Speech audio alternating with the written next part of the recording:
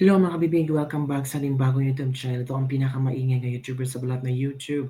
Ako si Kabibig, maglebag-lebag ito with evidence. Naku po, ano itong shinare ni Sasrugan Dusasot na kung saan dalawang babae may binulgar na sikreto tungkol sa pugo. May mga pangalan na binulgar ang dalawang babaeng ito na sila daw ang nagpatakas na maraming Taiwanese na mga nagtatrabaho sa pugo. At binulgar nila na hindi pala sa Mindanao ang backdoor kung saan lalabas daw yung mga pogo na mga pogo ng mga Taiwanese sa Clark daw. So ngayon lumabas na ang katotohanan na wala talagang kinalaman si Pangulong Duterte. Paano yan mga totoo kaya ito kabibig, no? Pero talagang pinangalanan ng dalawang babae nito kung sino talaga ang nasa likod ng pagkawala ng mga Chinese, ng mga Taiwanese na noon ay nahuli pero bigla na lang nag-evaporate, 'di ba? Kasagsagan ng Pogo-Pogo hearing, maraming nahuli. Oh, kumusta na? Na ano na ba, napriso na ba sila, nakulong na ba sila? Wala. So ito kabibig, i-share ko sa inyo. Ito na kabibig, talagang pinag-uusapan ito ngayon. Maraming mga netizen ang nagulat sa issue na ito. Ito kabibig, oh. Ito ha. Bureau of Immigration leak. Sino si Maan ng Bureau of Immigration? Hello Clark daw. Ito na. Illegal ang Pogo, pinatakas ni Maan. Sino nag-utos sa'yo, Maan? Hala ka. Kapalit na ng milyones. Hala. Basta ang mga tao, pinagbibigyan mo ng 20 mil.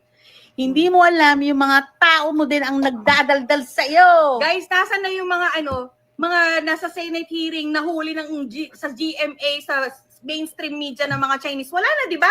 Oh, wala na. Pinatakas na nila. Pinatakas na kasi. Uy, hala grabe itong mga babaeng ito. Kung ano ang mga sinasabi. Totoo kaya? May ebidensya kaya ang mga babaeng ito? Oo nga no, kung tanungin natin, nasaan na ba yung mga Chinese na nahuli sa Pogo? Bigla yatang tumahimik ang issue na ito. Diba? Nag-quadcom sila. Pero, nasaan na ba sila? Tapos, pilit nilang kinokonek kay Duterte, itong mga Pogo, kay Harry Roque. Itong dalawang babae, ito may mga pinasabog kabibig. Let's continue. Hindi nila Maan. Oh. Umikot ang puwet niya nung may gumawa ng manifesto.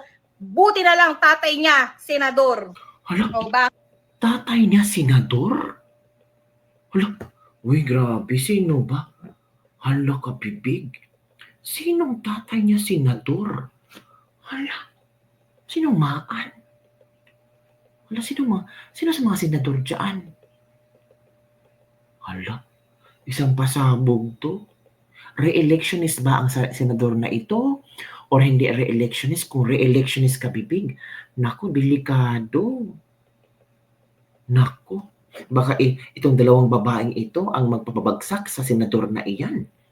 Hindi natin alam kung sino kabibig, ha? Bakit? Oh, isa pa rin kinakangkang ang senador doon. Ha? Hindi kailangan malaman nila to eh. Nanggigigil kasi ako eh. Oh, mga BI. Totoo sinasabi namin, di ba? 600 plus kayong BI na nanonood sa amin ngayon. Alam nyo ang lahat ng istoryang to. Kaya Maan, malis ka na dyan sa Clark. O ako sa'yo, mag-resign ka na. Graceful Sa exit. Clark. Bago pa lumala Mag-resign ka na ito. lang. Kasi hindi kami titigil talaga hanggang di ka naaalis dyan. Hanggat hindi ka naaalis sa pwesto mo. Ikaw, Jurel, malis ka na rin, mag-resign ka na. Baboy kayo pareho. Akala nyo civil service lang. No. Yung manifesto, 600 na nanggaling na Pogo, na huli na Chinese, Taiwanese, lahat na. Uy, sinong Wala Leon na. Guerrero sinasabi mo? Alam mo, meron kasing Ilan samahan din. 600 na nahulit, tapos bigla na lang nawala? Oo nga, no? Kung nahuli sila sa Pilipinas, pinadeport ba? May news ba na na-deport itong 600 na mga Pogo? Or kasi hindi sila pwede ma-deport kasi kailangan imbestigahan. May investigation ba? Nasaan na sila? Diba? Nakulong ba sila? Wala mang report. ng Leon Guerrero. Ang alam ko dyan, ang pinaka-founder ng Leon Guerrero, isa na dyan si Senator Bong Revilla. So hindi ko alam ang sinasabi mo. Hala ka. Mami, may I know your FB po. Sorry, Mr. Daniel, hindi ako Shoutout sa 800. Oh, nakalampag ba ang nasa immigration? 888. Oh, alam dumami. niyo yan, di ba? Alam niyo yan, di ba, guys? Oh, Alam nila alam yan. niyo yan na Tatlong pinatakas eroplano. nilaan yan, tatlong Tatlong eroplano. eroplano. Magkano yung binigay sa mga tao na tumulong tigbe 20 mil? Para ilusot doon sa sinasabi Bactor, 20,000 bawat Maan, isa. mag-resign ka na. Hawak namin ang manifesto na itinago ng isang senador. Oh. Sorry ka. Sorry ka. Dapat tanggalin. Dapat talaga tanggalin na sila. Pati yung mga nagtatak ng mga passport ng mga Taiwanese. Hala, Lahat Taiwan. kayo. Actually, walang nagawa yun kasi sabi nga nila susunod lang sila sa utos eh. Susunod Kasi sila nga- sa utos pero naiinis sila dahil 20 mil lang binigay. Alam mo, yun ang pahirap sa'yo, Maan. Binigyan mo lang kasi ng tigbe 20 mil. Ayun, ang sama-sama ng loob ngayon ng mga Kung tao. lahat yung nabigyan ng tigbe 20 mil. Oh. Ayan. Oh.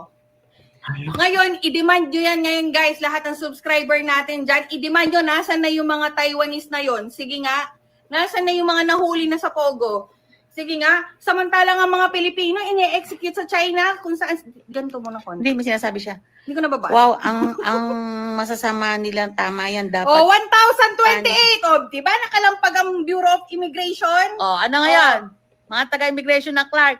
Ayaw Pogo! magsalita eh. 3 eroplano. Kanina pa ako nang gigigil Ay, naku. magsalita. O, 3 eroplano. Bawat, gano'ng kahaba eroplano? Ha? 200 passengers daw ang 200 kada isang eroplano. Eh, hindi lang daw 200 eh. 200 plus, ganun. Pero yung manifesto natin, mamaya pa natin checkin. Mag-resign ka na, Maan, Maan. mag-resign ka na. Mali ka ng ginawa mo sa akin. Mag-resign ka Akala lang. nyo civil service, akala nyo hindi lang ako maipasok sa BI. Hindi. Mas magandang posisyon ko ngayon. Mas magandang inaalagaan ko ang anak ko. Mas maganda natitingnan ko ang anak ko dito sa loob ng bahay. Kesa ng lolo ko ng sambayan ng Pilipino. Niloko mo yung sambayan ng Pilipinas. Maya ka, Maan. Maya ka, Jerol. Maya kayong mag-iina. Mahiya kayong Mag-anak. lahat. Kayong mag-ama. O. Kala nyo, Mayabang pa yung kapatid nagpakita pa na kasama yung kapatid ni Alice Go, kumakain dun sa resort ni Romy, yung vlogger na si o tingnan Romy. mo, Oh. ginago mga madam si tatay. Oo! Talagang tinago Sino pinipilit nila? Si Tatay Digong ang kadikit ni Alice Guo. Ano pinipilit sabi nila. ni Alice Guo? Walang kinalaman si Tatay Digong dito. Oo, sinasabi pa I nilang have the kinalaso. video. Magkasama si Maynard at ang kapatid ni Alice Guo. Oo, magkasama si Maynard, kapatid ni Maan. Magkasama kumakain sa resort. Lahat ng Hindi nasa daw- Pogo, ang nagpatakas nasa Clark. Hala. Correct. Oh. Ano ngayon? Kawawa ang backdoor na sinasabi nilang Mindanao. Walang kasalanan ng Mindanao. Ang nagpatakas nasa Clark, Pampanga lang. Tandaan Jurel! nyo, pag ako namatay, may pumatay sa akin, si Maan ang hanapin nyo, si Jorel ang hanapin nyo, si Ian ang hanapin nyo, si Bianca ang hanapin nyo. Pamilya pa ni Maan. Sama na natin. Hala. Ano ito? Big? Para nakakawindang ito ah. Ang daming, totoo kaya ang mga pasabog na ito? Kaya nga sabi ni Sasrugando Sasot na Senate of the Philippines, Taiwanese pala mga pogo. Naku, ito pa. Armed Forces of the Philippines, gusto ko pong mag-report ng krimen. Ito pa. May mga pinatakas daw ng BI. Ito pa. Dahil hindi nakakilala sa kanila, let's interview them. Ito pa. Ito ba? Bongbong Marcos, ayan na, kabahan na, kana unti-unti na naglitawan ng kaguluhan ninyo. Ito pa. Nabanggit yata din dyan 2 anak.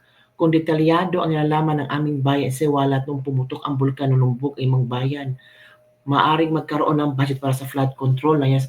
Naku, ito pang grabe mga kabibig, no? Grabe yung revelasyon 2 babae. Sino ba yung mga 2 babae niyo? Ano bang nangyari sa Pilipinas ngayon sumisingaw ng unti-unti? Galit na galit sa incheck pero pinatakas.